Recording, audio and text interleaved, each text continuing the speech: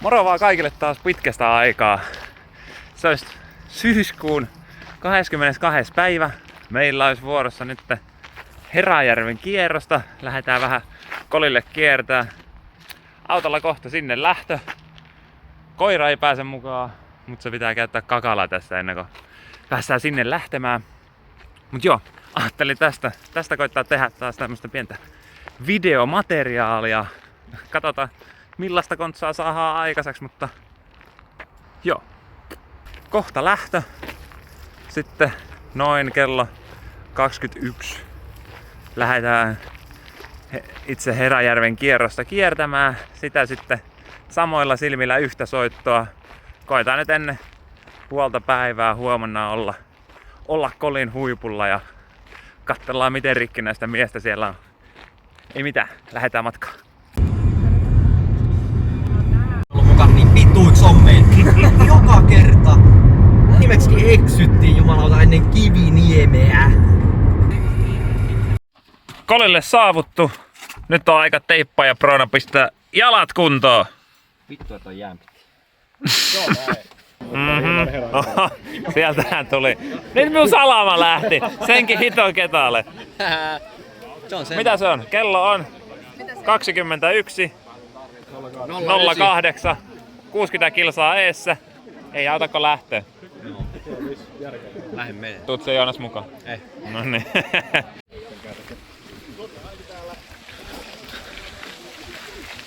No niin, 2 tuntia takana. 10 kilsaa myös. Reistä sama salama ei toimi. Ihan sama. Sämpylän voimalla mennään. Tahti pysyy yllä. On hyvä. Märkää on. Tähtiä on. No niin, otetaan pieni tilanneraportti tähän Kiviniemeen päästy. Noin 20 kilsaa takana, 4 tuntia. Pistää yöevästä, myslivit jogurtti, mitä hemmeti hienoa herkkua. Nami nami. Kyllä tää hitoskeida on ihan yhtä pahaa kuin minä muistelin.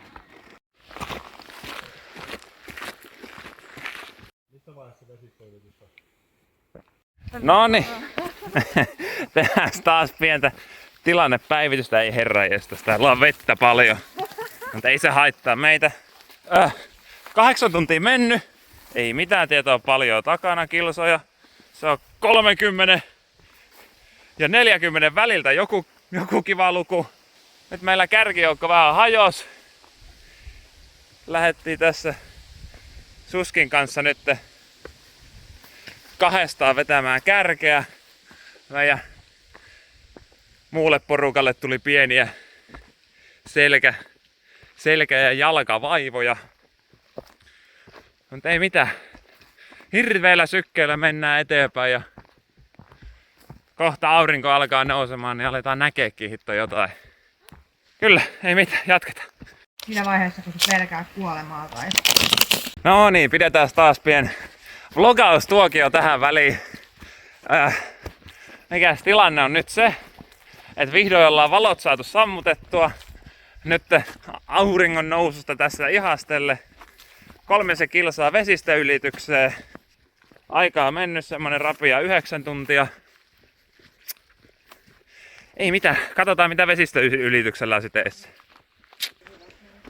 Jep.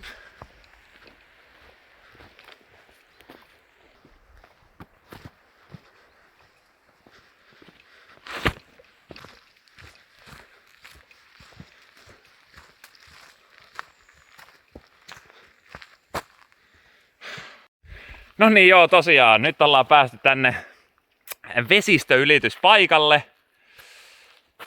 Sehän näyttää silleen, että tällä kertaa ei kivien kautta hypitä yli niin kuin viime vuonna, kun vesi on pikkasen ylempänä kuin viime vuonna, mutta eipä saatako ottaa kengät ja sukat pois ja lähtee ylittämään tuota freshia vettä. Ei autakko kastaa jalat tonne mukavan raikkaaseen veteen. Kyllähän tää nyt vähän virkistää. Enää kun otetaan oikea naru, niin se helpottaa. Sitten ei muuta kuin ylittämään. Tästä ette saa kontsaa, ettei hitto puhelin lennä tonne virran mukaan. Ylitys onnistui ihan pirun mallikkaasti. Polvet vähän märät. Siellä toinen on mukavasti myös kostiena. Sen jälkeen vaan jalat kuivateen freesiä sukkaa jalkaan ja let's go. Kuivat sukat jalassa. Sitten vaan sämpylys naamariin. Se lähtee kyllä tässä liikkeessä suuhun. Ottamalla voidaan ottaa pois. Mut sitten ei kovaa jo. 16 kilsaa jäljellä. Kohta 10 tuntia takana. Hyvällä sykkeellä, hyvällä sykkeellä.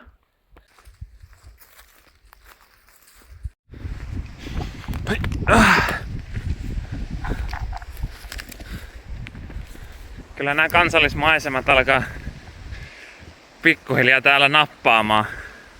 Jossain tuolla järven toisella puolella Mörön perseessä viime yöt seikkailtiin. Ei mitään tietoa missä, mutta jossain siellä. Nyt sentään onneksi vähän valoa näkee eteenpäin ja näkee näitä aika jees maisemia. Ei herranjestas, me liukastu vielä. Tää on kyllä harvinaisen riskaa peliä seikkailla tämmöisissä maisemissa, kun sitä unohtaa hitto katsoa eteenpäin ja sen jälkeen tulee jotain saakelikusisia kantoja ja juuria tähän koko ajan hitto tielle ja meinaat kaatua naamalle. Eikä oo muuten tämmösen, miten kauan me on tässä valvonut. 24,5 tuntia me on valvonut tässä, niin ei nyt oo reaktiot mitään tehokkaimpia ja alkaa se 50 kilsaa kohta olla takana, niin ei oo mikään kevyin jalka, mutta ennätystahtia mennään ja ennätystahdilla mennään maaliin. Katsotaan mitä matka tuo vielä tullessaan, mutta näillä eteenpäin. No niin, sit ois taas pientä tilannerapsan poikasta tässä antaa teille. Matkaa taitettu, ei mitään tietoa kilometreistä, mutta aikaa se rapia 11 tuntia.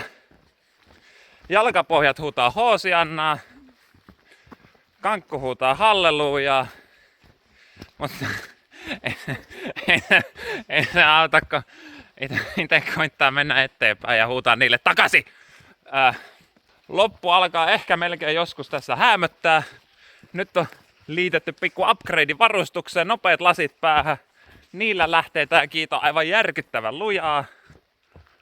Mutta ei muuta kuin nyt lähdetään kiitämään kohti kolihuippua. No niin, tosiaan ollaan ihan vikalla kympillä hyvää tahtia. Mutta tässä ajattelin, koska kaikki hito tuotetestausvideot on niin hemmeti trendaavaa, niin nyt meillä olisi testissä tämmönen korvapuusti, pehmeä kaurapatukka mallia Eloveena. Ei mitään tuoksu, on kyllä kaardemummanen.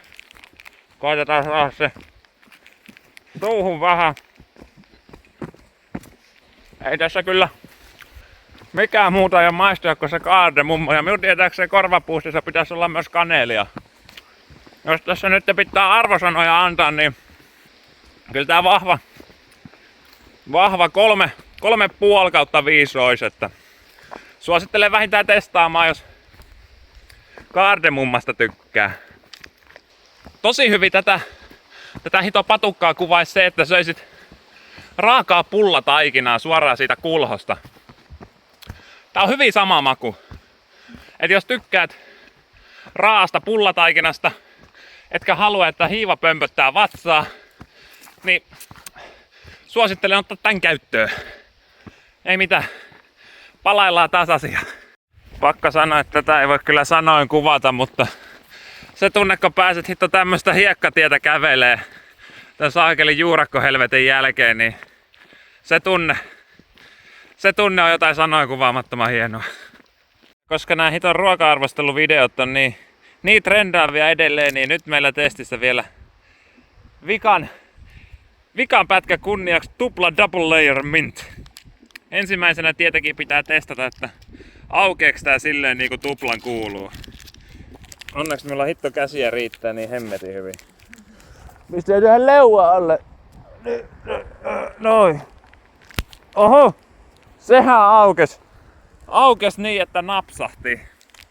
No, ei autakko nopeasti maistaa sit vielä. No niin, ja pistetään sitten patukkaa poskeen.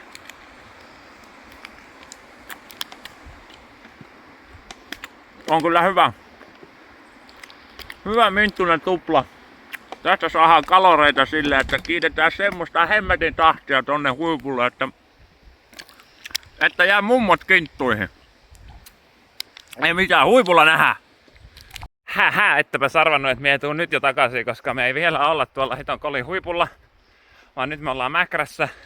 Ja ajattelin vaan kertoa, että tää Mäkrä on yksi aivan hemmetin iso kusetus. Ajattelin, että koko ajan, että kiivetään kohti sitä hiton kolin huippua, mutta ei. Pitää käydä vielä jollain hiton Mäkrän huipulla ja sieltä laskeudutaan ja sen jälkeen vasta päästään lähtemään kohti kolin huippua. Tässä ei mitään järkeä. Noniin, sitä on saavuttu kolin huipulle ajassa 13.09 ja 18 sekuntia. Parannettiin viime vuoden ennätystä semmonen vajaa 50 minuuttia. Voi olla, että tästä ei mitään kuulu, tuulee, mut huipullahan kuuluukin tuulla. Ei mitään. Jalkoihin koskee. Hirveeltä tuntuu. Mut samalla on kyllä taas ihan jees fiilis. Ei mitään. Ensi vuonna uusiksi, ei kun.